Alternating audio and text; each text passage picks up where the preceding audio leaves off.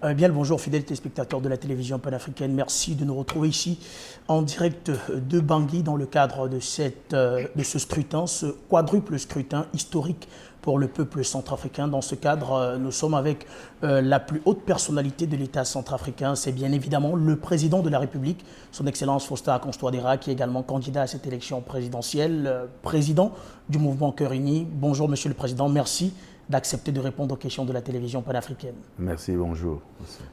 On vous a suivi, Excellence, tout au long de cette campagne. Vous avez parcouru le pays pour proposer votre programme de campagne. Est-ce que, pour vous, Excellence, vous pensez que vous avez fait ce qu'il fallait pour que les Centrafricains soient au courant de ce que vous prévoyez faire pour le pays? Je vous remercie. Voyez-vous, c'est vrai qu'il faudrait un devoir de reddition de comptes. Puisqu'ils m'ont élu, je dois leur rendre compte de ce que j'ai fait de leur suffrage. Et parce que j'ai bénéficié 2 fois de leur confiance. Et donc c'est tout à fait normal, hormis les déclarations, le discours sur l'état de la nation, beaucoup d'autres choses qui ont été faites devant la représentation. Mais dans cette période électorale, il était de bon droit d'aller vers la population, leur expliquer vraiment, présenter ce bilan et les perspectives, surtout en ce qui me concerne. Mais voyez-vous, le peuple centrafricain est témoin de ce qui s'est passé et des 10 années. Qu'est-ce qui a changé dans leur vie? Je ne veux pas dire que tout est rose, tout est bien, non. Mais pendant ces 10 années, nous avons progressé. Ça, c'est de manière indéniable. Et tous les Centrafricains, de bonne foi, vous le diront. Et fort de ça, évidemment, quand j'ai fait le tour de certains nombres de nos régions, eh bien, le maître mot de ces populations, on ne change pas une équipe qui gagne. Nous avons continué à faire confiance parce que nous avons vu les résultats. Il y a encore des choses, il y a des défis, et nous pensons que vous êtes mieux placés pour le faire. J'espère que ce qu'ils ont dit se confirmera demain, pendant les élections. Les compétitions électorales, Excellence, sont très souvent difficiles. La RCA ne va pas déroger à cette règle-là. Si jamais vous êtes porté une fois de plus à la tête de ce pays, pour certains, on les a d'ailleurs rencontrés tout au long de notre séjour ici, disaient qu'ils reconnaissaient en quelque sorte qu'ils ont avancé, mais qu'il y avait énormément d'autres choses que vous pouviez leur apporter. D'après vous, Excellence, si jamais vous êtes élu une fois de plus à la tête de ce pays, quels sont les chantiers prioritaires pour vous, pour le peuple centrafricain? Évidemment, je venais de vous dire que nous avons progressé, mais il y a encore beaucoup de défis. Le peuple centrafricain, la République centrafricaine sort de loin. Et ce n'est pas en 5 ans, 10 ans qu'on va rattraper le retard que nous avons connu. Évidemment, en 10 ans, j'ai commencé à jeter les bases d'un véritable développement, c'est-à-dire le retour de l'autorité de l'État, la sécurité, la paix, la cohésion sociale, le vivre ensemble. Ça, ce sont des valeurs que nous avons retrouvées et que nous voulons consolider. Voilà un des aspects importants, si je suis élu, c'est de continuer à renforcer cette paix retrouvée, à renforcer la stabilité, à renforcer la cohésion sociale. Et ça, les Centrafricains me font confiance là-dessus parce que je l'ai démontré avec la politique de main tendue, les discussions avec les groupes armés, le renforcement de la justice. Et avec tous ces secteurs-là, je pense que c'est important. Et cette œuvre, on doit la poursuivre. On doit la poursuivre. Et bien entendu, il y a les autres secteurs sociaux de base, l'éducation et la santé, qui, depuis ma prise de fonction, avaient connu beaucoup de difficultés, en grande partie dues à la crise de 2013.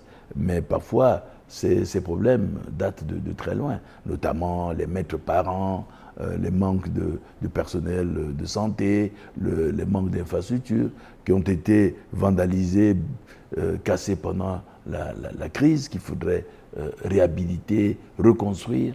Et c'est ce que nous avons fait pendant les 10 années. On a commencé. Mais ce n'est pas dans toutes les localités qu'on a pu avoir construit ces infrastructures. Donc, ça reste à construire. Nous avons, par exemple là, en 2020, nous avons distribué des ambulances pour adresser vraiment les problèmes ou faire référencer un certain nombre de malades dans les centres appropriés ou les femmes enceintes. Nous avons mis en place une politique, la politique des 10 domaines d'impulsion présidentielle dans le domaine de la santé, surtout de la couverture universelle sanitaire. Et tout ça, ce sont des éléments que les Centrafricains n'ignorent pas. Ils vivent ça tous les jours. Et ils pensent qu'en continuant cette stratégie, eh bien, le pays pourra se développer, le pays va trouver un environnement propice à l'épanouissement. Voyez-vous, les réfugiés qui étaient partis commencent à revenir. Les déplacés internes, eh bien, ont regagné leur localité. Ça montre quoi? Ça montre qu'il y a un progrès. Et les gens ne peuvent pas revenir s'ils ne trouvent pas que les conditions sont réunies. Donc, autant d'éléments, autant d'indications qui montrent que les 10 dernières années ont été des années difficiles, mais petit à petit, avec méthode, nous avons progressé. Et si je suis élu, je poursuivrai les chantiers que nous avons déjà commencés. Eh bien, Excellence, il y a justement un aspect qui m'intéresse pleinement, c'est bien évidemment le volet économique, au-delà des 5 piliers sur lesquels vous avez basé votre campagne. Il y a un volet qui est très important, c'est le volet économique. Il y a quelques années, en République centrafricaine, on parlait beaucoup de crypto-monnaie au regard de toutes les difficultés que le pays rencontrait vis-à-vis de certains partenaires. Est-ce que vous pensez que ça peut être une solution pour pouvoir donner une réelle impulsion à ce volet-là? Évidemment. Vous savez, la crypto-monnaie, nous avons pensé que ça pourrait être un moyen de financer nos projets ici, puisque la République centrafricaine est pratiquement pauvre en termes de financement. Et donc, nous avons beaucoup de projets dans le domaine de l'agriculture, dans le domaine agricole, dans le domaine forestier ou d'autres projets. Et pour mobiliser les ressources, on a pratiquement du mal. Donc, c'est une opportunité aujourd'hui que nous donne la crypto. Et c'est pour ça, donc il faut encadrer la crypto. La crypto existe aujourd'hui dans tous les pays. Effectivement. Ça circule partout dans les pays africains, même ici en Centrafrique, ailleurs, aux États-Unis, en France, au Japon, en Chine. Ça fonctionne. Effectivement.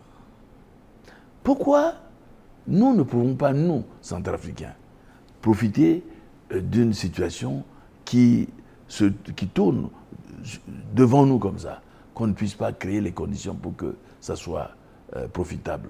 C'est ce que nous avons essayé de faire. Nous avons été combattus. Il y a eu beaucoup de désinformation. Et d'ailleurs, qui continue. J'ai vu une publication, je ne sais pas moi, d'une chaîne qui est en train de faire un reportage pour dire qu'on leur a fait. Que c'est un gouffre financier. Non. L'État centrafricain n'a dépensé aucun sou. Mais on a créé les conditions pour justement mobiliser les ressources au niveau des crypto-monnaies. On a voulu tokeniser certains de nos projets miniers, cadastres et autres agricoles. Donc, je trouve que c'est un bon projet. Et d'ailleurs, la représentation nationale a voté en majorité cette loi. Parce que, évidemment, là où on est les premiers, où on a une vision, ça ne peut pas plaire. N'est-ce pas? Il y a des gens. Mais je vous assure que les crypto-monnaies, c'est l'avenir du monde de finances internationales. On ne peut pas se passer de ça. La preuve, c'est que, vous avez vu, il y a beaucoup de pays, certains chefs d'État qui